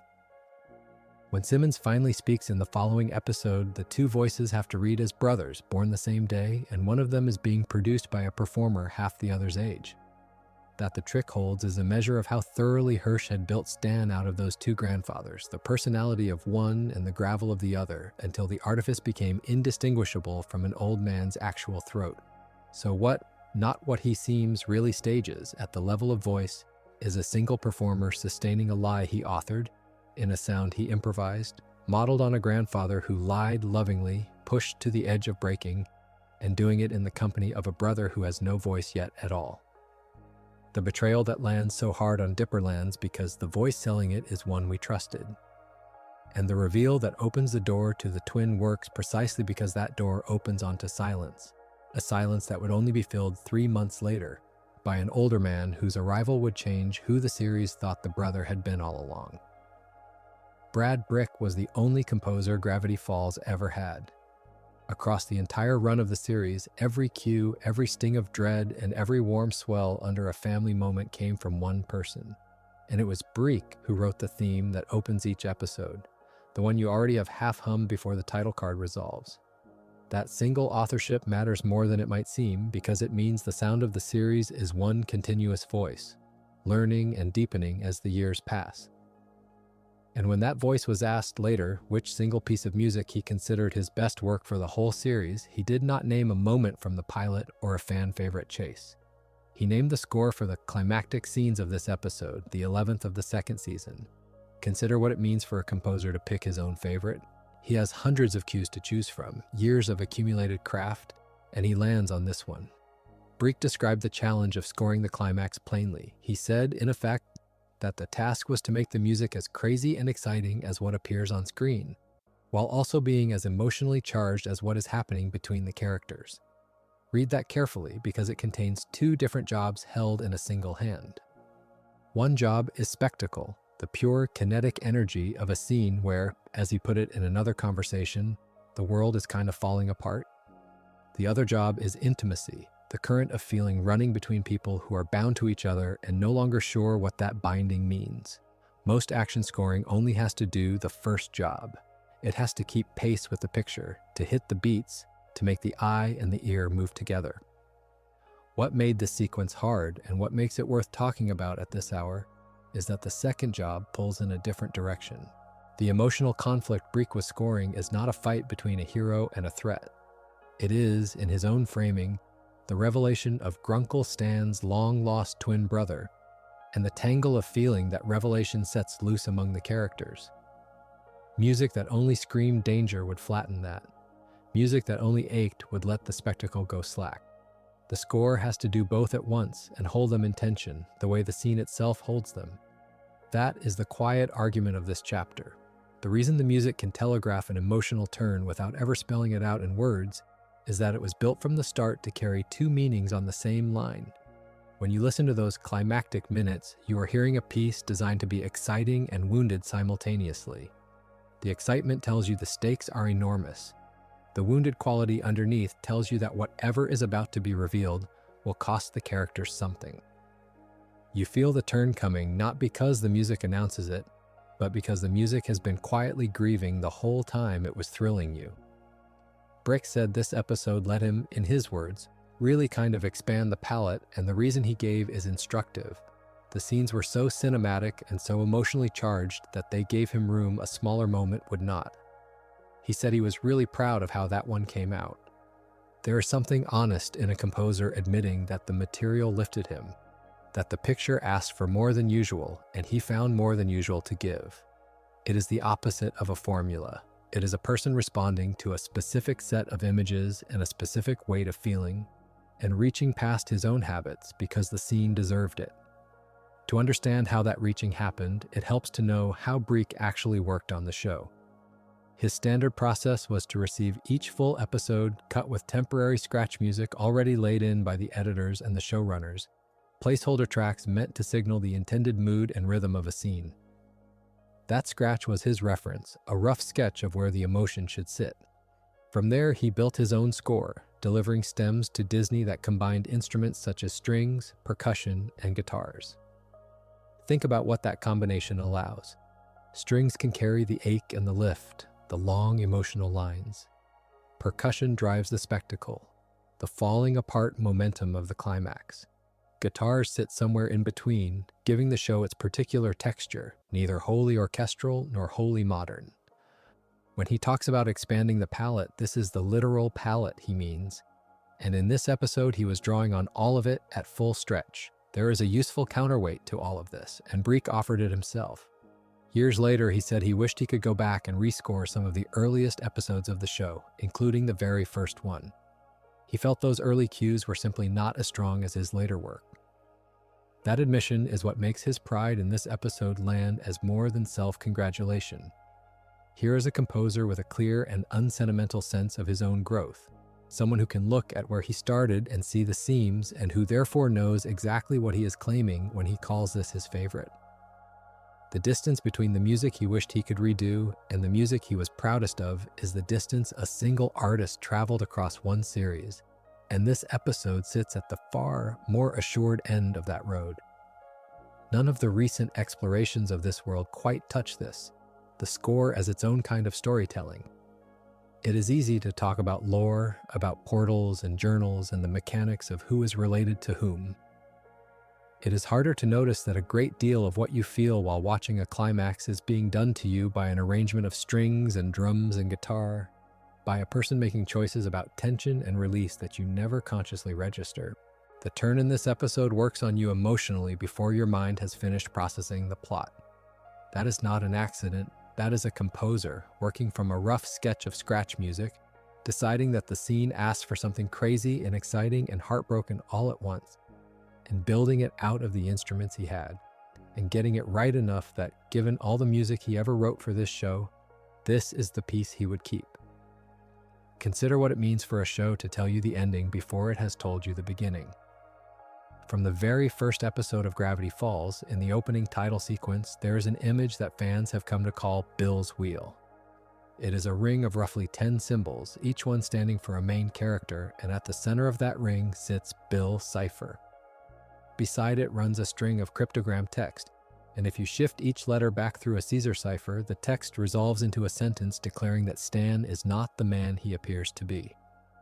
This was present from the first episode onward, long before Bill Cipher had been formally introduced, long before the twist about the twins had been revealed to anyone watching in real time. The series placed its largest secrets in plain sight and trusted that almost no one would look closely enough to see them.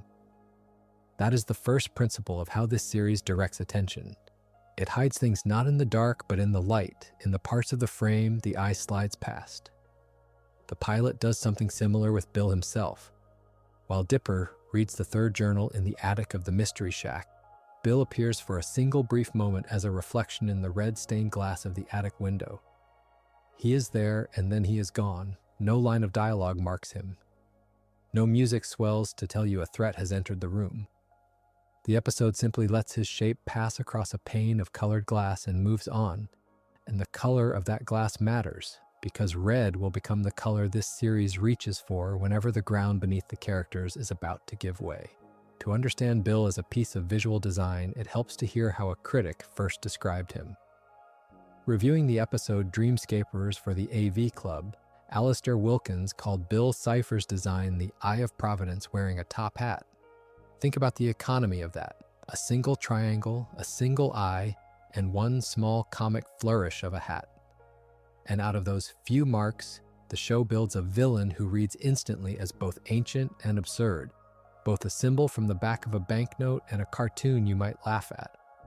The genius of the design is that it refuses to settle into one register, and that refusal is exactly what makes him unsettling. You're never sure whether to take him seriously, and that uncertainty is where he does his work. Dreamscapers is also where the show's control of color becomes a subject worth studying on its own. The critic Vry Kaiser noted that the episode sets the garish colors of the dream-conjured characters Xyler and Craze against what the review called a haunting monochrome palette used for the rest of Stan's mindscape. The bright figures do not belong. They are loud intrusions into a gray interior world, and the contrast tells you at a glance which parts of the dream are borrowed fantasy and which parts are the real, muted furniture of a person's mind. Color here is not decoration. It is a map of what is true and what is invented, and the eye reads that map before the conscious mind has caught up. The same review singles out one transition as an especially effective piece of color-driven direction. When Bill disappears, he leaves behind a white space that Kaiser described as a clean slate, an emptiness scrubbed of everything. And then that whiteness gives way to what the review called a hellish red dawn as Gideon takes over the Mystery Shack. The shift from blank white to burning red carries the whole emotional weight of the moment. You do not need to be told that things have gone wrong. The palette tells you. The work behind that kind of control was recognized formally. The Gravity Falls art director Ian Worrell won a Primetime Emmy Award for Outstanding Individual Achievement in Animation for his art direction on Dreamscapers in 2014. That is the industry putting its name to what the critics were describing, the sense that the color of a scene in this show is doing narrative labor as real as any line of dialogue. There is a second Emmy in this story, and it belongs to the storyboards. Alonso Ramirez Ramos took that same award a year later for his storyboard work on the episode Not What He Seems in 2015. And Not What He Seems is, in its visual grammar, the culmination of everything the earlier episodes had been practicing. Vry Kaiser's review of it notes that the episode goes for broke with its use of ominous reds during the climax. That red is the same red from the attic window in the pilot, the same red from the takeover in Dreamscapers, now spread across an entire third act. The color has been waiting since the first episode, and here it finally floods the screen. What the storyboards do inside that red is quieter and in some ways crueler. Kaiser's review observes that the episode repeatedly frames broken windows and photographs, and that these images work to visually undercut the audience's sense of safety. Consider how that functions. A photograph is a record of a moment that felt secure, a family, a memory, something whole. A window is the boundary between the safe interior and whatever waits outside. To break both and to keep returning the camera to the breaks is to tell the viewer that the ordinary world of the series can no longer be trusted to hold. Nothing has to be said aloud. The composition does the arguing. You feel the floor tilt before you understand why, and that is the mark of storyboarding that has been thought about at the level of an Emmy. Between those two celebrated episodes sits a smaller, sharper example of the same instinct, and it lives in a single pair of eyes. In sock opera, Bill Cipher possesses Dipper's body, and the character design signals the possession with two changes. The sclerae, the whites of the eyes, turn yellow. The pupils narrow into reptilian, cat-like vertical slits. That is all. The face is still Dipper's face, familiar and young, and the wrongness lives entirely in the eyes. This is a precise piece of visual storytelling because it trusts the viewer to read a threat that hides beneath a face they love. You do not fear a monster here. You fear a friend whose eyes have gone wrong, and the design gives you exactly enough to feel it and not one detail more. The costume for that same possessed figure carries its own lineage, drawn not from the world of animation but from film history. The character designer Robert Ryan Corey said that the reverend costume worn by the possessed Dipper in the climax of sock opera was inspired by Robert Mitchum's preacher in the 1955 film The Night of the Hunter, a film Corey called his favorite. That reference is worth sitting with because Mitchum's preacher is one of cinema's great portraits of menace dressed in the clothing of holiness, a predator who moves through the world wearing the costume of a protector. To reach for that image when dressing Bill in a stolen body is to say something exact about what Bill is. He is the thing that wears the shape of safety in order to get close. Look back across all of it, and a single method emerges.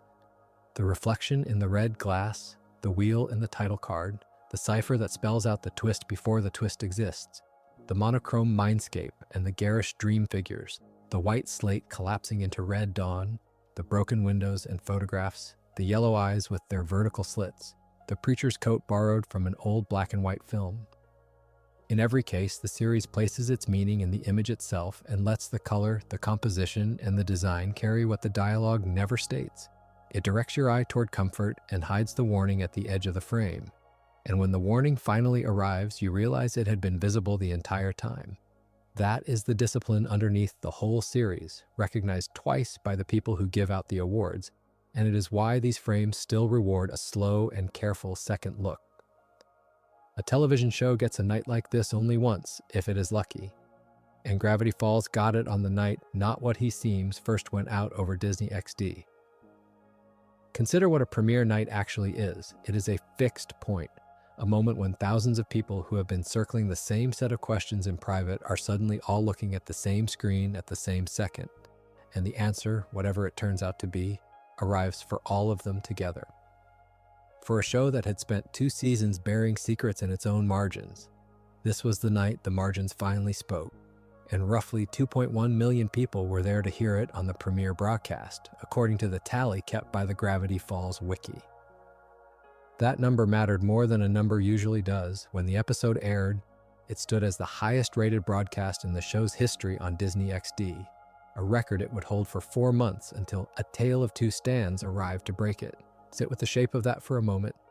The episode that revealed the mystery drew the biggest audience the series had ever gathered, and then, only a season fragment later, the episode that explained the mystery drew a bigger one still. The audience was not shrinking away from the answers, it was growing toward them. Each revelation pulled more people in rather than releasing the ones already there, which is close to the opposite of how a mystery is supposed to behave. Most mysteries lose their charge the instant they are solved. This one seemed to gain it. To understand why the night landed the way it did, you have to understand what the audience had already done to itself before the episode ever aired. By the time Not What He Seems premiered, a large share of the fan base had independently arrived at the theory that Grunkle Stan had a secret twin brother, assembled from clues scattered through earlier episodes. Think about the effort that figure represents. This was not half a fan base reading a leak or watching a trailer. This was half a fan base doing the work, following faint threads through a children's animated series, and reaching, on their own, the conclusion the writers had been steering toward the whole time. And the manner in which they did it is what turns this from a footnote into a genuine cultural event. Fans documented their theories about Stan's identity in PowerPoint presentations, in flowcharts, in timelines, marshalling evidence with a rigor that some fans jokingly compared to Zapruder film analysis. Hold that comparison up to the light, because it is a strange and telling one. The Zapruder film is the most scrutinized piece of footage in modern history, studied frame by people convinced that the truth lives in the space between two images. To invoke it about a Disney cartoon is partly a joke, and the people making the comparison knew it was partly a joke, but only partly. The other part is a real observation that this audience had adopted the methods of forensic investigation and pointed them at a show about two children and their great uncle, and that the series had built itself precisely so those methods would find something, because they did find something, and it had been sitting in plain view since the very first episode. The Gravity Falls opening theme carried an on-screen cryptogram, the string of letters reading VWDQ LVQRWZKDWKHVHHPV, and that cryptogram was not decoration. Run it through a Caesar cipher, shifting each letter back 3 places, and it resolves into a sentence. Stan is not what he seems. Now consider where that leaves everyone. This warning had been present from the pilot, hidden in the title sequence that played before every single episode, which means the answer to the Season 2 mystery had been printed above the audience's heads the entire time, waiting only for someone patient enough to shift the alphabet backward by 3. The show did not spring its secret on the fans, it dared them to read it early, and half of them took the dare. The clue planting went deeper than the opening, down into details so small they read as background until you know to look. Creator Alex Hirsch later confirmed that the secret twin concept was part of his original pitch for the series, present from the beginning rather than invented along the way, with clues seeded since the pilot. One of them was a license plate on Stan's car, and instead of anything you might expect, it read, Stent Limble. Say those letters slowly and a name surfaces out of them. That plate had been driving around the screen for 2 seasons, a small metal confession bolted to the back of a car, and it belonged to a version of the truth that most viewers would not be able to complete until the series completed it for them. This is the texture of what the theorists were sifting through. Not grand hints, but license plates. Not announcements, but ciphers. The kind of thing you only recognize as evidence in hindsight, or if you were paying an almost unreasonable amount of attention. The premiere did not end the game of decoding either. It fed it. The closing credits of Not What He Seems carried their own cryptogram, Lars Spatvdi Swoopjer Gugst, which decodes to the original Mystery Twins. And a second cipher at the end of the same episode unfolded into something longer and more deliberate. A small piece of writing that reads, once solved, 30 years and now he's back. The mystery in the Mystery Shack. Think about what it means to place that at the close of the very episode that answered the central question. The episode hands you the revelation, and then, in the credits, immediately hands you a new locked box to open, phrased almost like a line of verse. The audience that had spent 2 seasons building flowcharts was not being dismissed at the finish line. It was being handed fresh work, an invitation to keep doing the exact thing that had brought it here, because the story was signaling that the mystery had only changed shape rather than ended. There is a decision behind all of this that deserves its own attention, and it belongs to the writers rather than the fans. Hirsch has said that the twin brother mystery was revealed deliberately in the middle of Season 2, rather than being held back for a full additional season. This is a quietly radical choice, and it is worth understanding why. A show sitting on a secret this large, with a title sequence that had been teasing it since episode 1, would ordinarily be tempted to hoard it, to stretch the anticipation across as much airtime as possible, to make the audience wait the maximum amount before paying out. Gravity Falls did the reverse. It looked at a mystery it could have milked for another year and chose to detonate it early in the middle of a season on a Monday night in March. That instinct The refusal to make people wait simply because they could be made to wait is part of why the night carried the weight it did. The series respected its audience enough to reward them before their patience ran thin. The critics, watching the same broadcast, understood immediately that they were looking at something unusual. Alistair Wilkins, writing for the AV Club, called the episode an instant classic in his review. And that phrase is worth pausing on, because instant is the operative word. It is a claim about speed. A classic is normally something time confers, a status an episode earns slowly as it holds up across years of rewatching. To call something an instant classic is to say the recognition arrived without the wait, that you could feel the permanence of it while the credits were still rolling. And at the Mary Sue, Vry Kaiser went further still, naming the episode the finest of the entire series. Not one of the finest, the finest. That is a critic planting a flag on a single half hour of a children's cartoon and declaring it the summit of everything the show had done and, by implication, would do. What all of this amounts to, taken together, is a night on which a fandom changed its own nature. Before the 9th of March, the theorizing had been a private and speculative thing, half the fan base already convinced of an answer they could not confirm, trading flowcharts and cipher solutions in the hope of being right. The premiere converted that hope into fact. The people who had shifted the alphabet back 3 places to read that warning, the people who had squinted at a license plate reading Stan Limble, the people who had built their PowerPoints and drawn their timelines, all of them woke up on the 10th of March vindicated, holding proof that the series had been playing fair with them the whole time.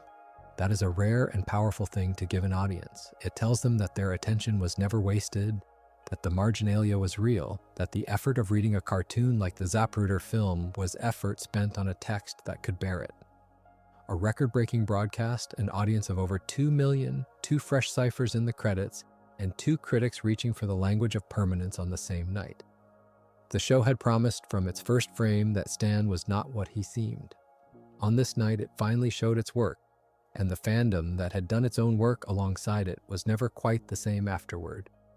There is a certain kind of claim that only earns its keep at the end, after everything else has been laid out, and the claim this whole series has circled is a simple one, stated plainly. That Not What He Seems is the only perfect episode of Gravity Falls, and perhaps of a wider stretch of animated television than that. A closing argument does not get to lean on feeling alone. It has to bring the record, the numbers, the votes of people who watch these things for a living and set them beside the episode itself to see whether the praise and the work actually meet. So consider what the record holds. Begin with the award that the episode did win, because it is the hardest fact to argue with.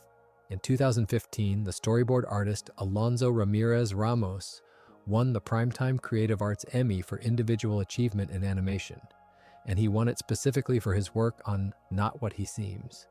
Not for the show in general, not for a season of accumulated goodwill, for this one episode, for the way a single half hour of drawn motion was constructed. An Emmy of that kind is a jury of animators looking at frames and deciding that one person's hand, on one assignment, rose above the rest of the field that year. When a listener hears that the episode is beautifully animated, that is not a fan's overstatement. It is a matter of public record decided by people whose entire craft is the thing being judged. Now widen the frame slightly, because that single win sits inside a smaller and stranger statistic. Across its entire run, Gravity Falls won exactly 2 Primetime Creative Arts Emmys in that category. The first went to Ian Worrell in 2014 for Dreamscaperers. The second went to Alonso Ramirez Ramos in 2015 for Not What He Seems. 2 wins in the whole life of the show, and one of them belongs to this episode. Taken as a proportion, that is striking. Half of every individual animation Emmy the series ever earned traces back to a single installment near the middle of the second season. A show can be excellent everywhere and still concentrate its very highest technical achievement in one place, and by this measure, that is precisely what happened here. The episode was nominated further, though it did not win those. It received 2 Annie Award nominations, one for Best Animated Television or Broadcast Production for a children's audience, and one for Writing in an Animated Television or Broadcast Production. The Annie Awards are the animation industry's own celebration of itself, given by animators to animators, and a nomination, there is a peer, telling a peer that the work belongs in the conversation, that the writing was singled out matters because writing is the part of an episode that has no color and no motion to hide behind. It is structure and intention on the page. To be named for both the whole production and the script underneath it is to be recognized on two separate axes at once. Then there is the audience, which does not vote in juries but votes in its own way. On the movie and television database that ordinary viewers use to rate what they watch, Not What He Seems holds one of the very highest ratings of any Gravity Falls episode. A rating that high from that many people is not a fluke of a few devoted fans. It is a broad and durable consensus sustained over years that this episode did something the others, as strong as they are, did not quite reach. The critics and the crowd, so often at odds, are pointing at the same half hour. Consider how it landed when it first arrived. The original broadcast that March drew 2,060,000 total viewers, and on top of that, another 1,020,000 people watched it online the same day. Together, those figures set the highest viewership mark Disney XD had ever recorded for the series up to that point. The show had been running for years by then. It had a devoted following and a reputation. And still, this was the moment more people tuned in than ever before, as if the audience itself sensed that a threshold was being crossed. There is something fitting in that, an episode built around a revelation drawing the largest crowd the series had gathered, all of them arriving to watch the ground shift. That record did not stand forever, and the way it fell is part of the story rather than a break in it. 4 months later, the next episode, A Tale of Two Stands, broke the viewership mark that Not What He Seems had set.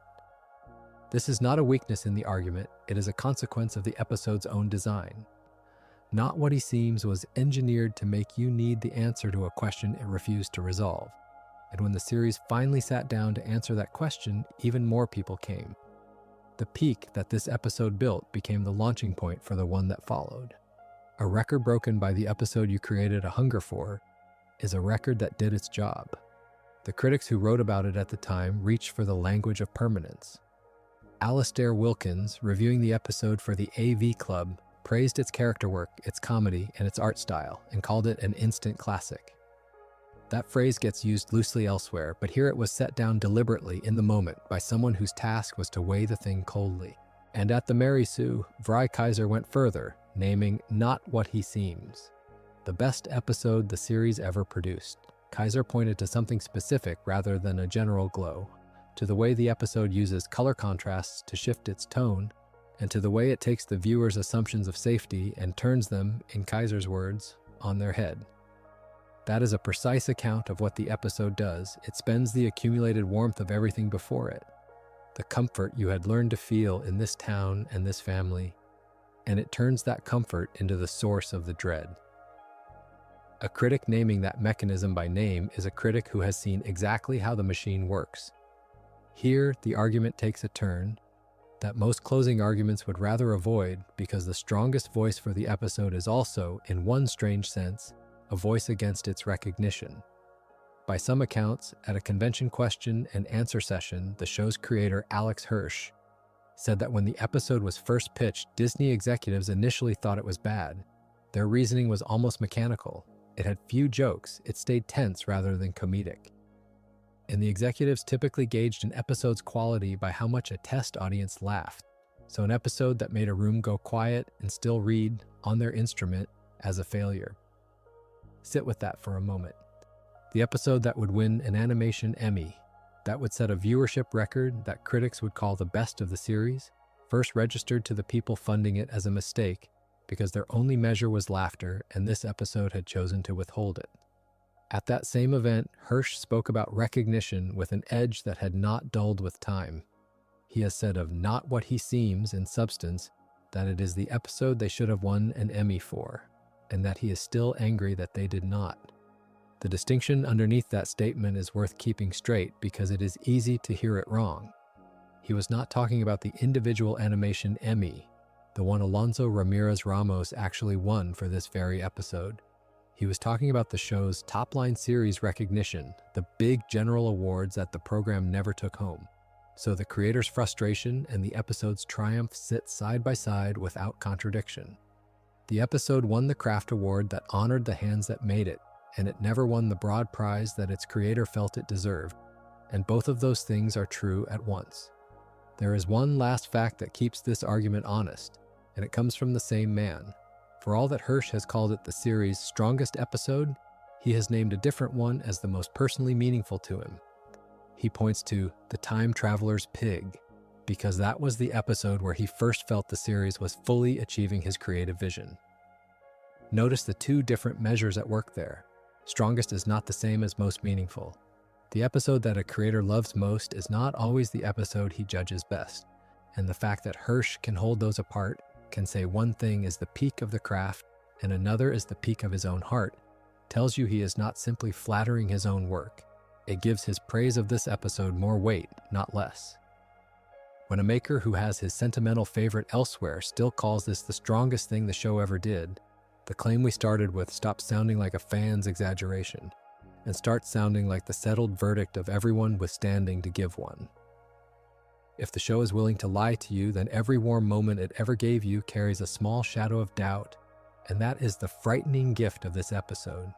It takes the trust that an animated series quietly asks of its audience, the trust that the story it shows you is the story that is true, and it holds that trust up to the light and turns it slowly. A grandfather becomes a stranger becomes a grandfather again. The machine that should have ended the world becomes the door through which a brother walks home. Everything the season built toward its own destruction was really building toward a reunion, and the episode makes you feel the whole distance between those two things in the space of a single afternoon. Weigh what that meant for a show made for children on a channel that expected nothing more than jokes and color. It chose to trust its audience with fear, with grief, with the possibility of being wrong about someone you love, and it trusted them to survive the feeling and come out the other side. That is why the episode endures the way it does, not because it is clever, though it is, but because it treats the people watching as capable of holding something heavy and setting it down gently. And so it closes the way it opened, with a man standing at the edge of a small town in Oregon, the pines dark around him, the light going soft, holding a door that was never meant to be opened, waiting for the person he refused to stop believing in. If you enjoyed this video essay, make sure to subscribe. Thanks for watching, and I will see you in the next.